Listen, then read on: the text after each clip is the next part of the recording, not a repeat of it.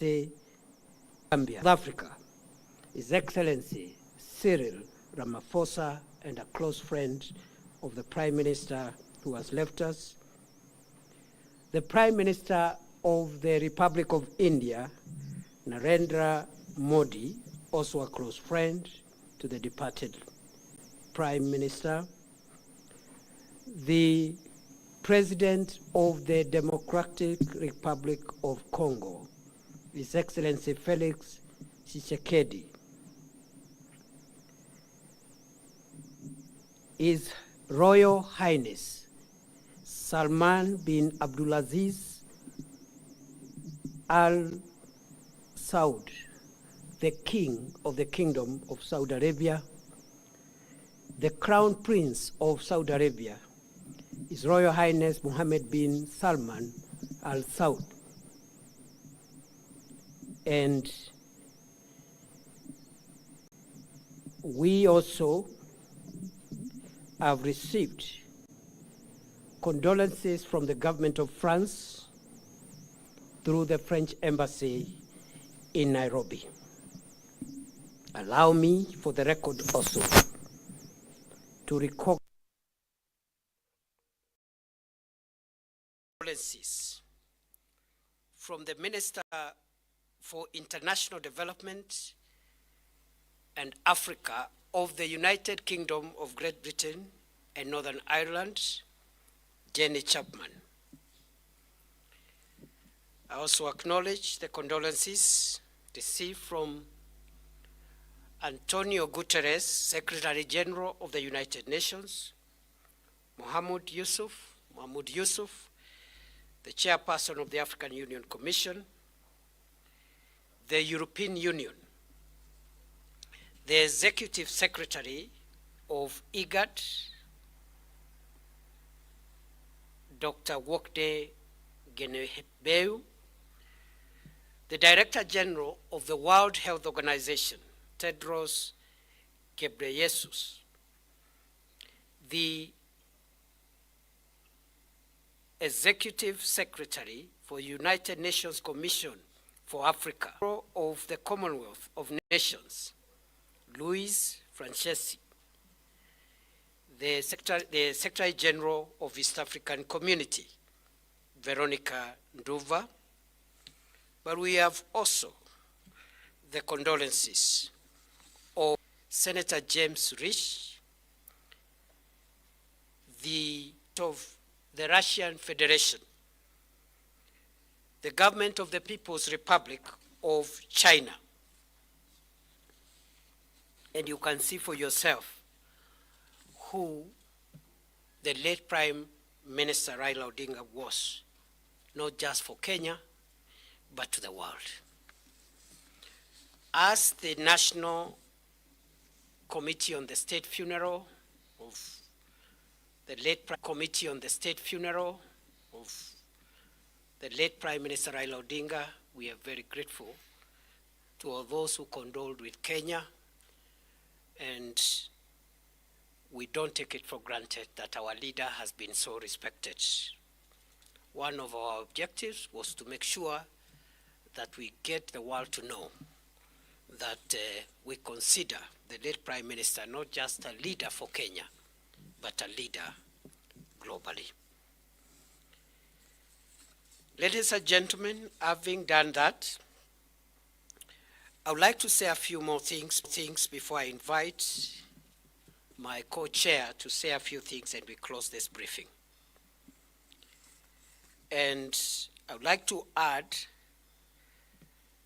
that before the funeral service, another important event took place, and again we are grateful that we were able to have the mortal remains of the late Prime Minister Raila Odinga lie in state at Parliament buildings. It was our intention yesterday, it wasn't possible. It was possible this morning, and we are very grateful to Parliament for facilitating that important state's rights And in Parliament, the legislators were able to give their respects to our fallen leader, and also all the three arms of government were represented. The executive, led by President William Ruto, the two speakers of Parliament, and the Chief Justice Martha Koome, who also graced the occasion and also graced the event in Nyayo Stadium. I also must appreciate there are many other leaders whom I cannot mention, especially at Nyayo Stadium, and I did note the other time at the stadium that former Vice President Kalonzo Musyoka, among others, were also present. And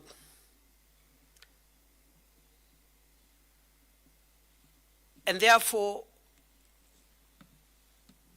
it is also important to announce to the country that we are pleased with what has happened in the afternoon. We had another event again, and that is the public viewing of the mortal remains of our departed leader. Thousands of mourners, members of the public, the rank and file, supporters and fellow citizens of our fallen leader were able to pay respects to the body of our leader. We are very pleased as a committee that that exercise, which just ended a few minutes to 5 p.m., has continued and ended peacefully, solemnly, and in utmost dignity, notwithstanding that there were thousands of people who patiently queued, waited, performed their respects, and left the stadium. We don't take it for granted. The National State Funeral Committee, therefore, announces that the second day of mourning has been a success and pleads with mourners to continue with the same spirit as the nation enters into the 3 days of mourning tomorrow.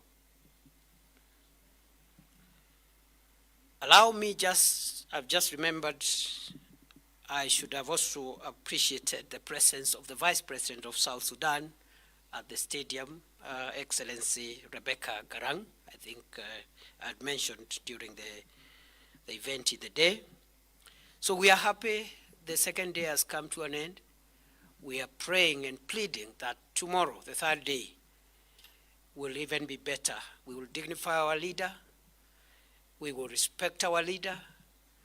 We will mourn in dignity. It is heavy, but we must do everything to protect the image of our fallen leader and the image of Kenya, because Raila Odinga was a global leader. Therefore, tomorrow, Saturday, 18th of October 2025, the mortal remains of the former Prime Minister Raila Odinga will be airlifted to Mamboleo grounds in Kisumu by the Kenya Defense Forces, arriving at 8 a.m. or thereabouts. Members of the public are requested to be settled by 7 a.m. to dignify the arrival of the remains of our leader. There will be public viewing of the mortal remains of the late Prime Minister Raila Odinga at Mamboleo grounds for most of the day until we are satisfied that everyone has had a chance to respect the remains of our leader.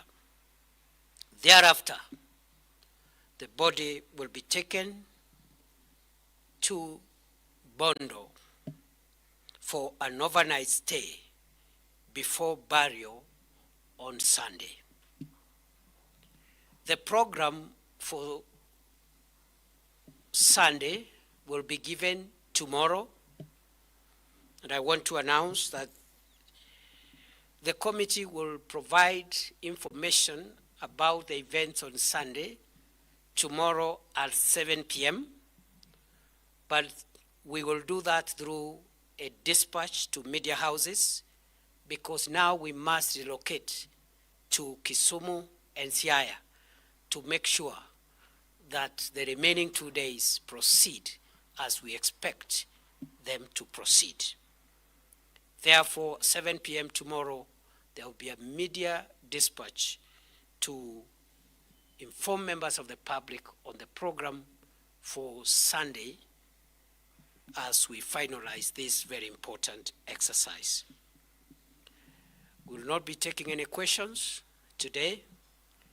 We have so many things we need to work on immediately after this. We are working throughout the night and then also making our way so that by morning we are able to take charge of the process on the other side. I will only allow the co-chairperson of this committee on behalf of the rest of us to maybe add one or two things, especially from the family perspectives, including what he might consider to be necessary for the public to know. It is now my pleasure to invite my elder brother, my co-chairman of this committee, Senator Dr. Oburu Oginga, whom I am very pleased to work with.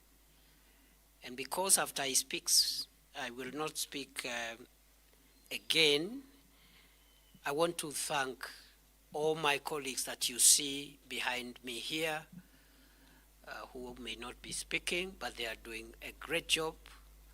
They are sacrificed their time. They are the ones responsible for some of the gains that you see we are making. All of them are appreciated individually. We have very senior leaders from the ODM party. We have members of the cabinet. We have family members. And I am very proud to be working with each one of these team members who have made my work very easy. Thank you very much. Senator Oburu, please say one or two things, and then after that we will leave it there. Thank you very much. Have a good evening.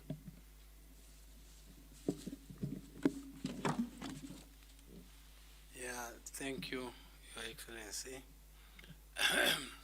Ladies and gentlemen of the press, I cannot repeat what my co-chair has said. I will only make remarks on the other aspect of this funeral. First, I want to also to take this opportunity to thank my colleagues.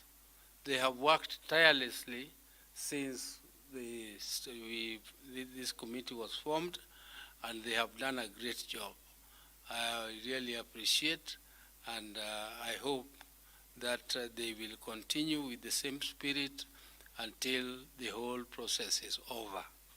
I also want to thank the Deputy President for his very tireless work on this and very, very diligent approach to all the issues which have come across, and the whole government since this matter started.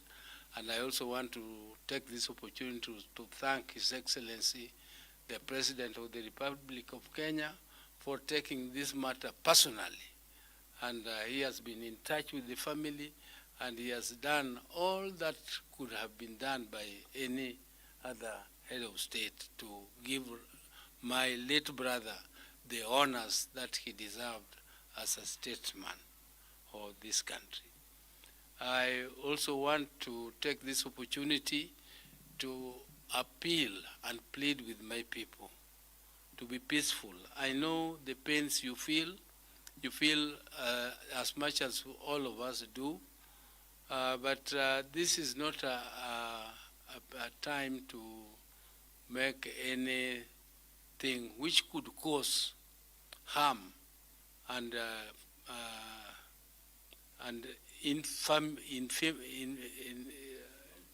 infirmity to our people. We want to behave with dignity. We want our people to respect this occasion, because Raila loved them so much, and they should also treat his send-off with a lot of restraint. Let us not overdo what our mourning. Let us mourn in peace. Let us escort our brother in peace, and let his soul also lie in peace. So please, please, please, my brothers and sisters, when the body arrives in Kisumu, let us view the body peacefully. I would like to express my disappointment that yesterday there was some tear gas which was thrown around. I really don't like tear gas. To see, Raila should not be tear gassed in death. He has been tear gassed enough when he was alive. Please let us not cause a situation where he is tear gassed again when we are escorting him. Let us behave in a way that does not give any reason for tear gassing and even using force against our people who are innocent. They have come to mourn, and they should be allowed to mourn peacefully. Please, that is the only appeal I would like to make to our people. Akwayo jodalawa ni yeuru ni mondo wakow Raila gi kwe, wakowe gi muolo, wakowe gi hera, mondo kik bedie wach mora mora manyalo miyo gimoro kaka tear gas kata bonde muochi kama Raila nitie. Gigo osetimrene, osehinyre ngimane kuom higni mang'eny, ka gigo okedo kok odwar gimiluongo ni injustice. To kik wadog wamiye a situation makendo pod tear gas dogo ringo kata donje wang'e kama entie, kama koro wadhi kane e bur. Mano e gima duong' ahinya madaher ni mondo akwau kaka ogandana. Ang'eyo ni awacho gini gi dholuo mondo Radio Ramogi to gi radio wamoko, other stations kaka Radio Nam Lolwe to gi jowa moko mondo landi maler mondo jowa owinji ni wakwayo kaka family